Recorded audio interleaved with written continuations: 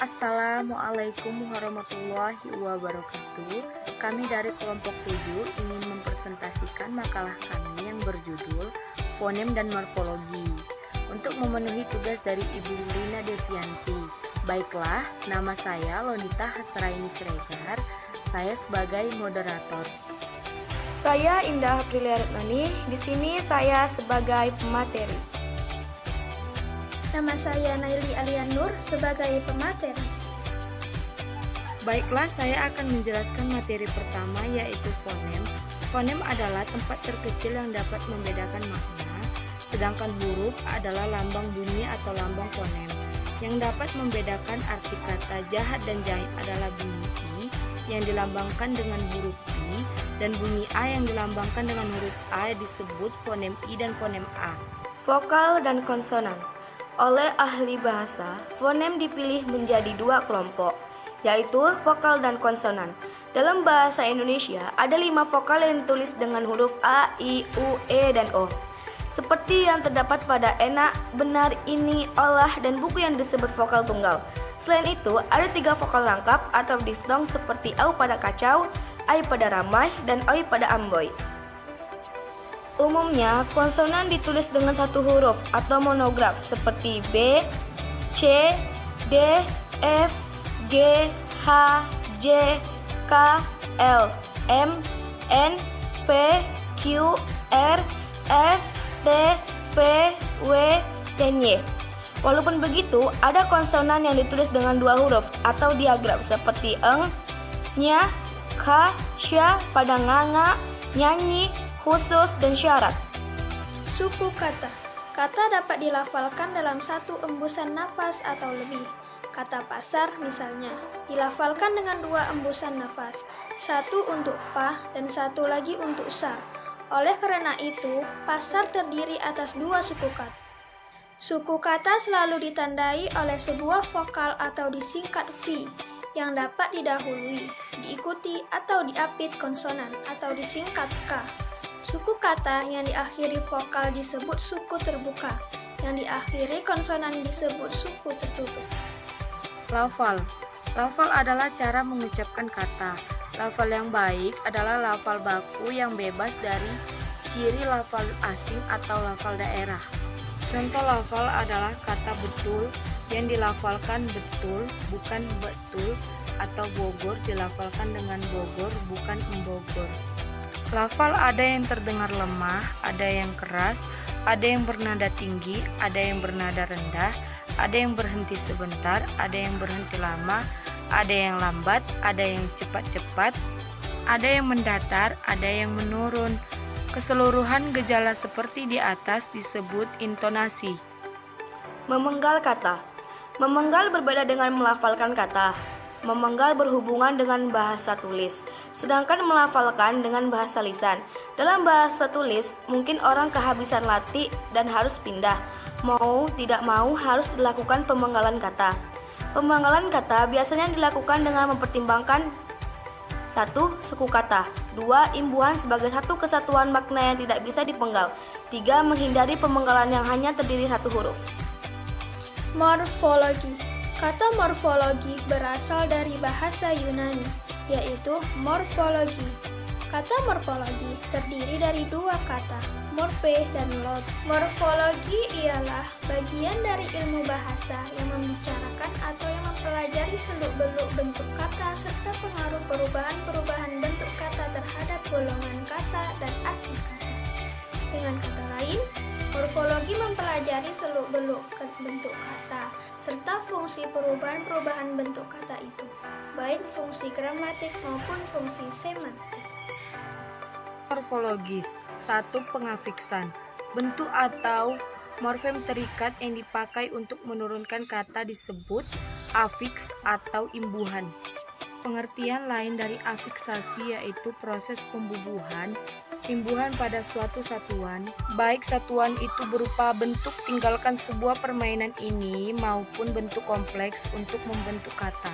Contoh berbaju, menemukan, ditemukan, jawaban. Bila dilihat pada contoh, berdasarkan letak morfem terikat dengan morfem, bebas pembubuhan dapat dibagi menjadi 4, yaitu pembubuhan depan atau prefix, pembubuhan tengah atau infix, pembubuhan akhir atau sufiks, dan pembubuhan terbelah atau konfiks. Reduplikasi. Reduplikasi adalah pengulangan satuan gramatikal, baik seluruhnya maupun sebagian, baik disertai variasi fonem maupun tidak disertai variasi. Proses perulangan atau reduplikasi adalah pengulangan bentuk, baik seluruhnya maupun sebagiannya, baik dengan variasi fonem maupun tidak. Hasil pengulangan disebut kata ulang, sedangkan bentuk yang diulang merupakan bentuk dasar. Pengulangan merupakan pola suatu proses morfologis yang banyak terdapat pada bahasa Indonesia. Adapun jenis-jenis kata ulang bahasa Indonesia berdasarkan macamnya terdiri atas beberapa bentuk, yaitu 1. Kata ulang suku kata awal atau dwi purna. Dalam bentuk perulangan seperti ini, vokal dari suku kata awal mengalami pelemahan bergeser ke posisi tengah menjadi e epet atau e lemah. Contoh, tangga, tetangga, pohon, pepohonan, laki, lelaki. 2. Kata ulang murni atau dwilingga. Makna kata ulang sesuai dengan fungsi perulangan dalam pembentukan jenis kata. Makna kata ulang sebagai berikut. Banyak yang tidak utuh. Contohnya, kuda-kuda itu berkejaran di padang rumput. Buku-buku yang dibelikan kemarin telah dibaca.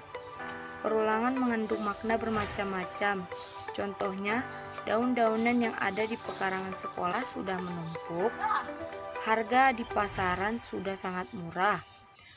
Makna yang lain dapat diturunkan dari suatu kata ulang adalah menyerupai atau tiruan dari sesuatu. Contohnya, anak itu senang bermain kuda-kudaan. Andi berteriak kegirangan setelah dibelikan ayam-ayaman. morfofonemik. Morfofonemik adalah cabang linguistik yang mempelajari perubahan bunyi diakibatkan adanya pengelompokan morfem. Morfofonemik sebagai perubahan-perubahan yang timbul sebagai akibat pertemuan morfem dengan morfem lain. Ada 3 macam proses morfofonemik, yaitu 1. Proses perubahan fonem. Proses perubahan fonem misalnya terjadi sebagai akibat pertemuan morfem men dan pen dengan bentuk dasarnya fonem m. Pada kedua morfem tersebut berubah menjadi m, n, ny, eng, sehingga morfem men berubah menjadi mem, men, men, dan meng, pen, peny, dan peng. Perubahan-perubahan tersebut tergantung pada kondisi bentuk dasar yang mengikutinya. Kaidah-kaidah perubahannya adalah sebagai berikut. Fonem n pada morfem men dan pen berubah menjadi m apabila bentuk dasar yang mengikutinya berawal dengan fonem p, b, f. Contoh, men ditambah bawa menjadi membawa, men ditambah pesona menjadi memesona. Fonem n pada men dan pen berubah menjadi fonem n apabila bentuk dasar yang mengikutinya berawal dengan fonem t, d, s. Fonem s di sini hanya khusus bagi beberapa bentuk dasar yang berasal dari bahasa asing yang masih mempertahankan keasingannya. Contoh, men tambah tulis menjadi menulis. Fonem n pada morfem men dan pn berubah menjadi ny nya apabila bentuk dasar yang mengikutinya berawal dari fonem cjs. Dalam penulisannya tidak dihadirkan, tetapi hanya hadir apabila di fonem n pada men dan pn berubah menjadi eng. Apabila bentuk dasar yang mengikutinya berawal dari fonem g, h, k, x, dan vokal, atau contohnya, men tambah hitung menjadi menghitung. 2. Proses penambahan fonem. Proses penambahan fonem terjadi akibat pertemuan morfem men dan pen dengan bentuk dasarnya yang terdiri dari satu suku kata sehingga men berubah menjadi menge dan pen berubah menjadi penge. Contohnya, men tambah cat sama dengan mengecat. Men tambah tik sama dengan mengetik. 3. Proses hilangnya fonem.